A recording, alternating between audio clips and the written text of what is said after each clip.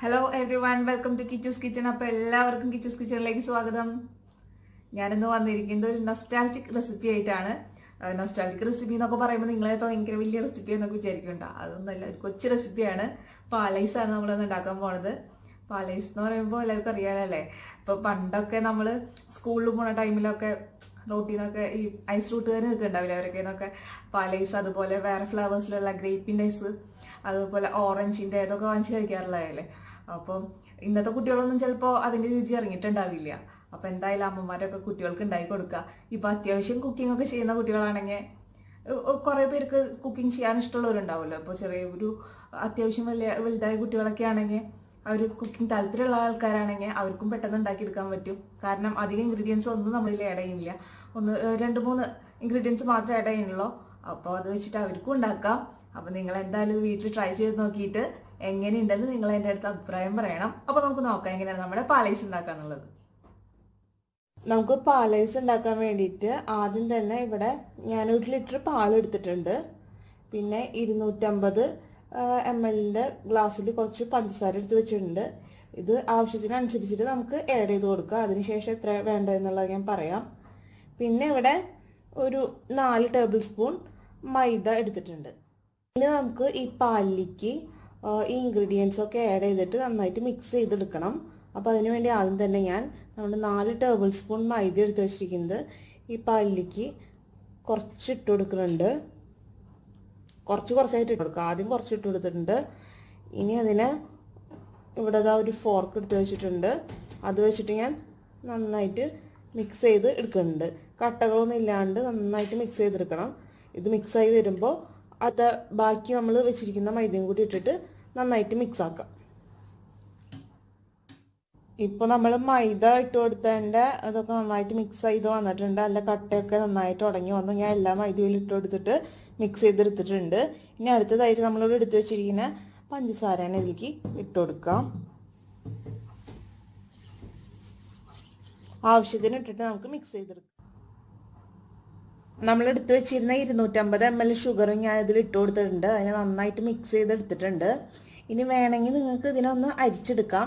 നേരത്തെ നമ്മൾ മൈദ ഇട്ടപ്പോൾ ഉറയാണ്ട് കിടക്കുന്നത് വല്ലതും ഉണ്ടെങ്കിൽ അതിനൊക്കെ നന്നായിട്ട് സ്ട്രെയിൻ ചെയ്തെടുക്കാൻ വേണ്ടിയിട്ട്, ഇല്ലെങ്കിലും കുഴപ്പമൊന്നുമില്ല. ഇതിലിപ്പോൾ നന്നായിട്ട് നമ്മൾ ഫോർക്ക് വെച്ചിട്ട് നന്നായിട്ട് മിക്സ് ചെയ്തെടുത്തിട്ടുണ്ട്. ഇനി നമുക്ക് ഇതിനെ ജസ്റ്റ് ഒന്ന് തിളപ്പിച്ചെടുക്കാം. വല്ലാണ്ട് തിളപ്പിക്കരുത്, ജസ്റ്റ് സൈഡിനൊക്കെ ഒന്ന് വരുന്ന രീതിയിൽ തിളപ്പിച്ചെടുക്കാം. ഇപ്പം ഞാനിവിടെ പാലിനെ തിളപ്പിക്കാൻ വെച്ചിട്ടുണ്ട്. നമ്മൾ നേരത്തെ മൈദയും പഞ്ചസാരയും ഒക്കെ ആഡ് ചെയ്ത പാല് ഇവിടെ തിളപ്പിക്കാനായിട്ട് വെച്ചിട്ടുണ്ട്. ഇതിന് ജസ്റ്റ് ചെറുതായിട്ടൊന്ന് തിളച്ച് നമുക്ക് കിട്ടണം. അപ്പം പിന്നെ മാത്രമല്ല, ഞാനിവിടെ കുറച്ച് ഒരു പിഞ്ച് ഏലക്ക പൊടിച്ചതെന്ന് വെച്ചാൽ ജസ്റ്റ് ക്രഷ് ചെയ്തെടുത്തത് ഇതിലേക്ക് ഇട്ട് കൊടുക്കുന്നുണ്ട്. ജസ്റ്റ് ഒരു ഫ്ലേവറിന് വേണ്ടിയിട്ടാണ്. ഇതിന് പകരം നിങ്ങൾക്ക് വേണമെങ്കിൽ വാനില എസൻസ് ആയാലും ചേർക്കാം. ഇപ്പോൾ വാനില എസൻസ് ചേർത്തില്ലെങ്കിലും കുഴപ്പമൊന്നുമില്ല. ഞാനിപ്പോൾ ഇവിടെ ഏലക്കര ഇതാണ് പൊടിച്ചിട്ടിരിക്കുന്നത്. ഇനി ഇതൊന്ന് കുറുകി വരുന്ന വരെ നമുക്ക് നന്നായിട്ട് ഇത് ഇളക്കിക്കൊണ്ട് തന്നെ നിൽക്കാം. ഇതിന്റെ സൈഡിൽ നിന്നൊക്കെ ഇപ്പൊ തിള വന്നിട്ടുണ്ടായിരുന്നു. അപ്പൊ ഞാനിത് ഓഫ് ചെയ്തു. ഇതിന് നടുഭാഗം ഒന്നും തിളയ്ക്കാൻ പാടില്ല. സൈഡ് ഭാഗം ജസ്റ്റ് ഒന്ന് തിളച്ച് വരുമ്പോൾ നമ്മളിങ്ങനെ ഇത് നന്നായിട്ട് മിക്സ് ചെയ്തും കൊണ്ടിരിക്കണം വേണം കേട്ടോ. അങ്ങനെ ചെയ്യുമ്പോൾ അപ്പോൾ ഈ ഒരു കൺസിസ്റ്റൻസിയിൽ നമുക്ക് കിട്ടിയിട്ടുണ്ട്. ഇനി ഇതിനൊന്ന് തണുക്കാനായിട്ട് നമുക്ക് വെക്കാം. തണുക്കാൻ ഇതിന്റെ കുറച്ച് ചൂട് മാറുന്ന വരെ ഒന്ന് നമുക്ക് ഇളക്കി കൊടുക്കരുത്, അല്ലെങ്കിൽ ചിലപ്പോൾ കട്ടിയായി പോവും. ഇപ്പൊ നമ്മുടെ ഐസ്ക്രീം മിക്സ് നന്നായിട്ട് ചൂടാറി വന്നിട്ടുണ്ട്. ഇനി ഇതിനെ ഞാനിവിടെ എൻ്റെ കയ്യിൽ ഇവിടെ ഐസ്ക്രീമിൻ്റെ മോൾഡ് ഉണ്ട്. അപ്പോൾ ഇതിലേക്ക് ഒഴിച്ചു കൊടുക്കാം.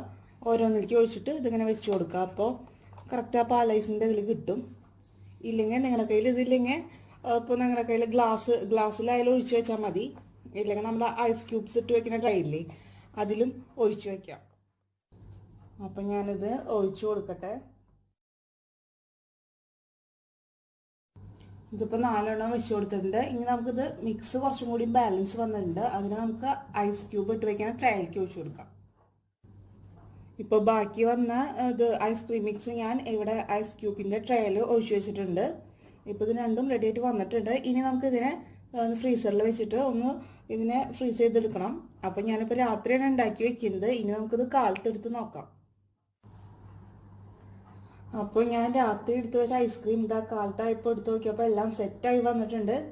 ഇത് നമ്മൾ ഐസ്ക്രീം മോൾഡിൽ വെച്ചിട്ട് സെറ്റ് ചെയ്യാൻ വെച്ചതായിരുന്നു. അതൊക്കെ കറക്റ്റായിട്ട് വന്നിട്ടുണ്ട്. അതേപോലെ ഇതാ ഐസ് ട്രേയിൽ വെച്ചതൊക്കെ കറക്റ്റ് അതിൻ്റെ ഇതിൽ വന്നിട്ടുണ്ട്.